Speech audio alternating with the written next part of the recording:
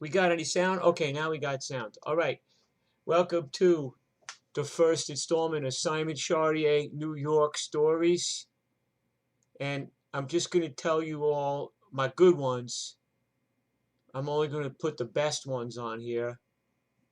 And I think I do got some good ones. You know, New York was a very different place back then, man. It was like a wide open town, kind of lawless, anything goes. Uh, I'm not recommending to do some of the things that I did, okay? Uh, but it's just kind of the way I grew up, all right? So, anyway, the first, another thing I want to say is I'm changing the names of some of the people in here to protect their privacy. So, the first story is Coney Island, 1975. Okay, it's 1975. I got a full head, a full like rock helmet, or like long reddish brown hair down to here. Okay, probably about the same weight I am now. I'm 16. Okay, and I hadn't really been exposed to very much punk rock yet. I hadn't really joined the punk rock movement yet. I was still kind of like a long hair. I wanted to be a hippie, but there was no peace and no love. Okay, none. It wasn't about peace and love no more. You know, I kind of believed in all those hippie ideals, but I got kind of disabused of them pretty quick. But I had the long hair, and uh, and we just kind of listened to the kind of sludgy, loud arena rock of the day. And anyway, so I'm hanging out. I was hanging out with these two guys. Okay, Fat Al and this other guy D, and they were like guys. They were older than me. They were like 20, so I thought they were like cool, older, sophisticated people. And they were wannabe bikers. They didn't have a bike. They didn't even have a fucking Schwinn. They just wanted to be bikers, but they didn't have. I don't even think they could have changed a fucking tire, to tell you the truth. So I'm hanging out with these fucking losers, and I'm hanging out with this guy, the eye doctor. There's a lot about the eye doctor, but I'm hanging out with these guys, and I went to High School of Music and Art, where I attended my music classes, and I always wanted to be a musician, but I actually kind of loved High School of Music and Art, although I wasn't very good in my regular classes at all. But I would still go up there, hang out, get stoned, and go to the music classes. That was already pretty well into my bad drug habits by this time. By 16, I was already pretty fucked up. So there are these two kind of rich kids, two brothers, and they wanted to buy weed.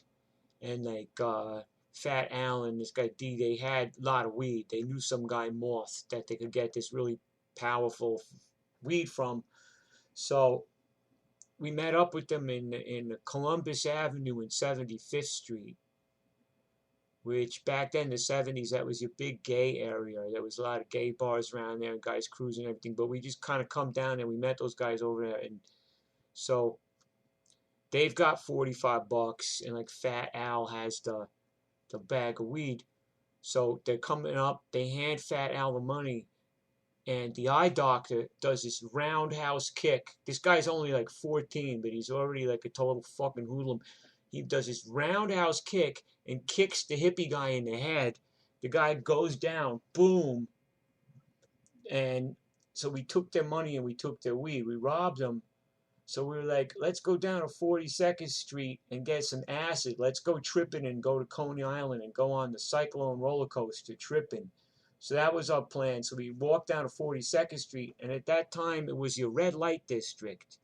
You had, like, sex workers working the street, just, pulling tricks right off the street. But you also had, like, these hooer houses everywhere and pimps. And we always used to go down there when we were small boys because, like, here I am, I'm like 16. I don't even have the guts to talk to a girl or have a conversation with one, let alone anything else. So the hookers used to they'd see us. We were like, these little kids. They would flash us. They would wear these like fur coats and nothing underneath. So they'd flash us and laugh at us and stuff. So that was like, I thought that was great. That was about all the action I was going to get back then. So I was like all for it. So we go down to 42nd Street, and and apparently, like, Fat Al knew somebody down there, so on the street, and these guys are going, ácido, loose joints, loose joints. You used to be able to buy these pre-rolled joints on the street, so you'd be smoking somebody else's spit or whatever, and old stems and seeds. So we got this acid, so I figure, it's not going to be, we're probably getting beat, we're probably going to get robbed. So I took 3 of them, figuring nothing's going to happen, right? So we get on the F train to go to Coney Island. Now, so it goes every stop, all the way out to Coney for 40 deuce, right? So we get on the F train, and at that point, the trains were very old trains. They were from 1930, 1932, and they had straw seats. The seats were straw. The floors were kind of bare, like tiles. They had light bulbs hanging down from the ceiling and fans, and all the windows was open. And so it was noisy anyway because all the windows was open because it's like summer, it's like 100 degrees, and their motors made this noise. They're very, very loud trains. They made this noise like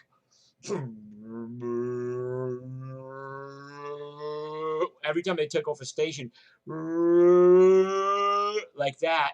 It's the gears, the kind of gears they had, and the kind of motors they had. It sounded like a cow. It was like, so we're on this train, and acid starts to hit, and it's like really good. We didn't get beat, but now I'm on 3 of these fucking things. So I'm flying, and the trip I started having was the whole noise from the motors of the train took over my whole mind. So everything was,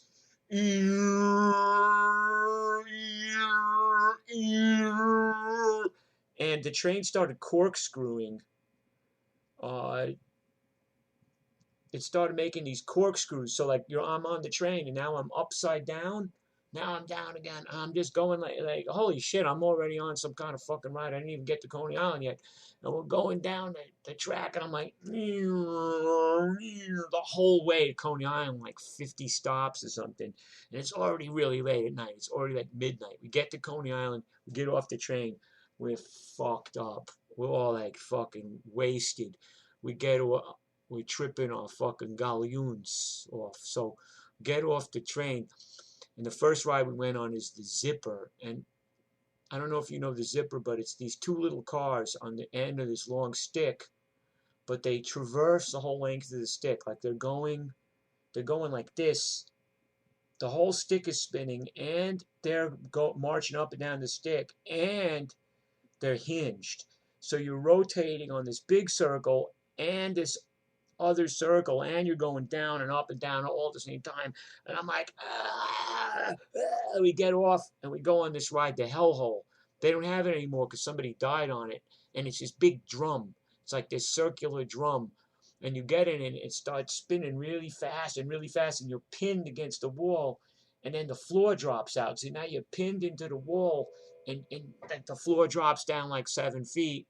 And then at the end of the ride, it kind of slows down. You kind of slide down, the floor comes back up and everything. So like, oh, we're fucked up now. We went on the hellhole. Now we're ready. Let's go to the Cyclone. So we go onto the boardwalk.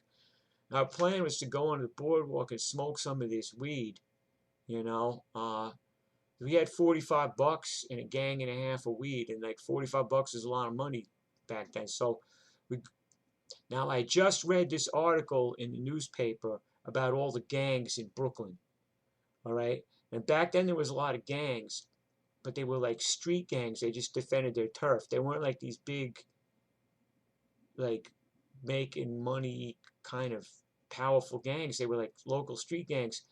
But the gangsters, the way they dressed is they would have like a Homburg hat or a Tyrolean hat or a bowler hat, or they would have one of those like F troop, like Union, like Civil War Union soldier hats. Those were very popular too. They would have a button-down shirt with the collar real tight, like the collar up, everything up tight. Then they would have a denim jacket with the sleeves cut off, cut sleeves, and then the patch of their gang on the back. They got that from the bikers. That's where they got that style from. And then they were usually wearing like green Dickies work pants and Pro-Keds or PF Flyers or Converses, right? So that's how they all dressed. So we get down to the boardwalk, and we go on the boardwalk, and all of a sudden we walk right in the middle of this fight. There's this big fight going on. These guys are all dressed in the gang stuff, so we knew it was a gang war. And it was an African American gang fighting a Puerto Rican gang. And they had like pool cues and baseball bats. And I remember the guy had a primary chain, and they had chains and golf clubs, and they're just like fighting and wailing on each other with all these weapons. So I'm like, I don't want to get caught in this shit. So me and the eye doctor, we see a dumpster, like and we figure we're going to just go with the garbage. We're going to get the fuck out of here. So we go, climb up, we dive into the dumpster, and we land right on top of these two older, like 40-something African-American guys. We land right on top of them. They already had the idea, right, to go in the dumpster. So we land on top of them, and the guy goes, I ain't in this. I go, we ain't in this either. Hey, man, you want to smoke a joint? So we rolled a joint and we smoked some weed with these guys while we're waiting for the fight to be over. So I climb up and I look out.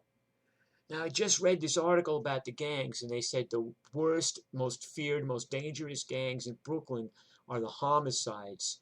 I climb up and I look, and there's this guy, and his back is to me, and on the back of his jacket it says homicides, Brooklyn, New York. And the other gang, it said assassinators on the back. So it was the assassinators, and the assassinators are people you did not want to fuck with either, right? So I was like, this is way over my league, you know. I'm just a shitty little white boy rock and roller from Manhattan. So I went back down into the fucking dumpster. So then we get back up, and there are these two guys. The one gang ran, the other gang ran after them, and all the girlfriends of the gangs, they ran down the boardwalk. So okay, we're good, we're safe to go. So we're going down the boardwalk heading to the cycle, and these two guys that are so drunk they could barely stand up, and they're fighting, but the guy is so drunk, and they're yelling homophobic slurs at each other in Spanish, and I do strive for politically correctness in these days, to some level of it, you know,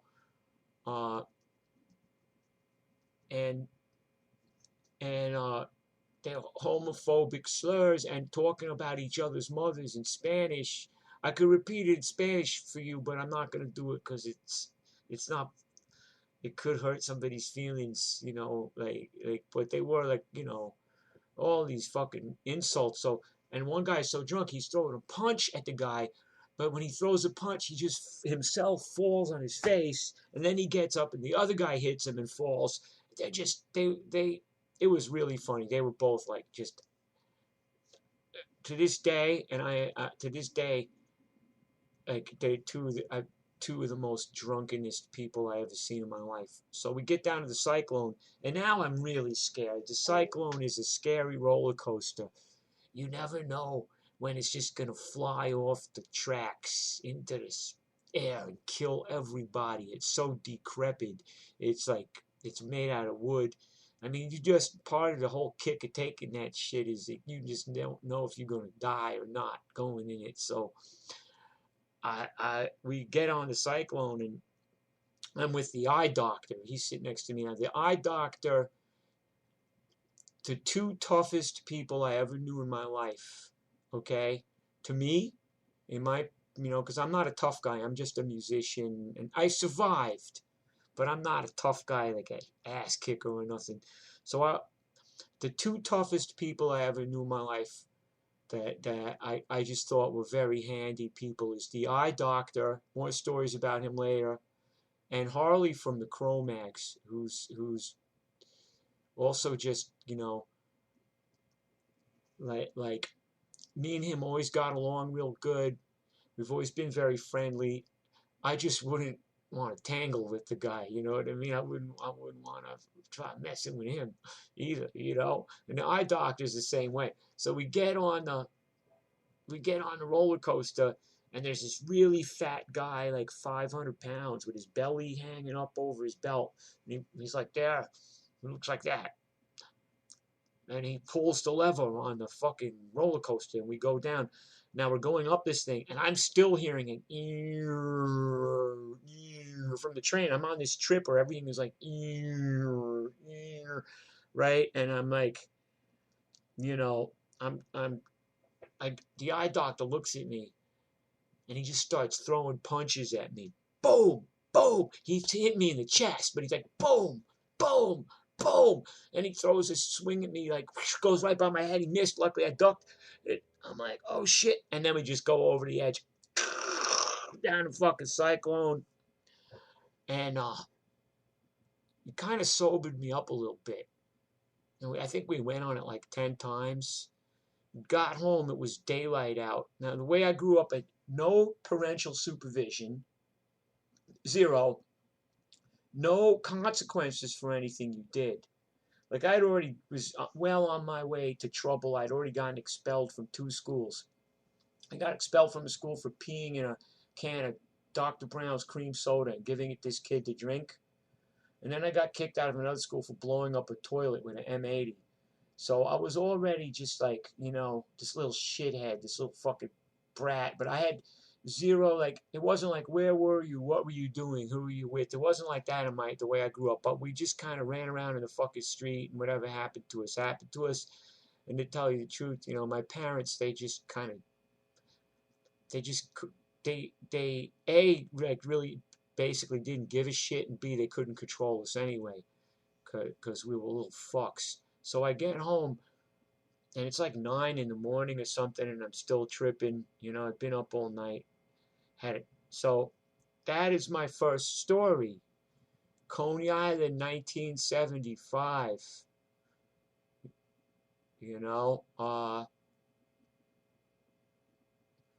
Had the long hair, but the hippie days was over, man. Thank you. We'll have installment 2 coming pretty soon.